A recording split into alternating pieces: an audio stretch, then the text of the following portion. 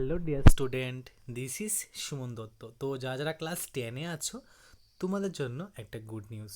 তো আজকে থেকে আমি ক্লাস 10-এর নতুন করে ক্লাস শুরু করছি।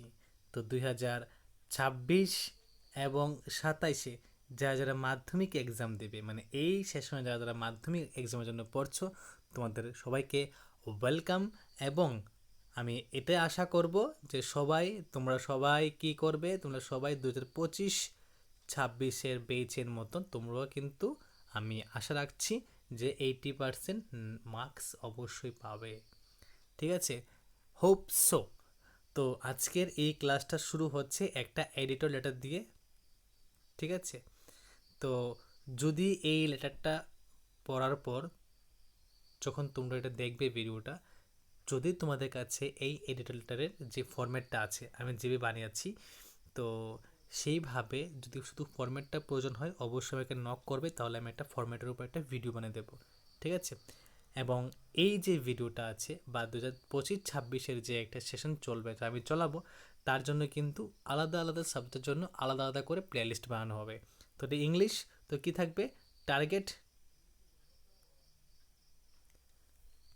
2026 ইংলিশ।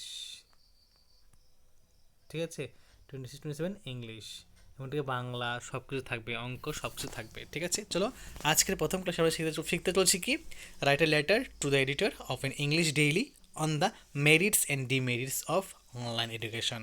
এখন আমরা এখানে অনলাইন এডুকেশনের মেরিটস এবং ডিমেরিটস নিয়ে আলোচনা করব। তো এখানে এখানে প্রথমে আমি আমার অ্যাড্রেস লিখব। ঠিক আছে, যদি প্রশ্নের মধ্যে মেনশন করে দিই তাহলে কিন্তু ওই অ্যাড্রেসটাই লিখতে হবে। ঠিক আছে, তারপর আমি লিখবো কার কাছে, এডিটর কাছে, টু দ্য এডিটর। তো এতটুকু ঠিক রাখলাম। লেখার পর আমরা অবশ্যই প্রশ্নের মধ্যে দেখবো যে এখানে কোনো পত্রিকার নাম নির্দিষ্ট করা আছে কি না। যদি না থাকে আমরা ইংলিশ পত্রিকা হিসাবে দ্য ত্রিপুরা টাইমসকে নেব, তারপর আগরতলা লিখবো, ত্রিপুরা লিখবো।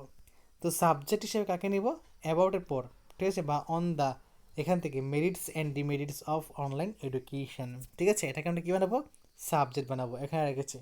তারপর কী লিখবো, respected sir, through the estimate columns of your newspaper, I venture to raise my voice against merits and demerits of online education.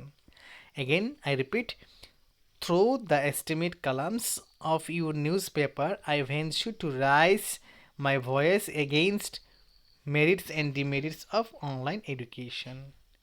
Online education has become the new medium of education. Nowadays, it is easy and flexible. Students can study from home and save time from money. But there is less interaction with the teachers. Students may get distracted and face internet problems. Okay.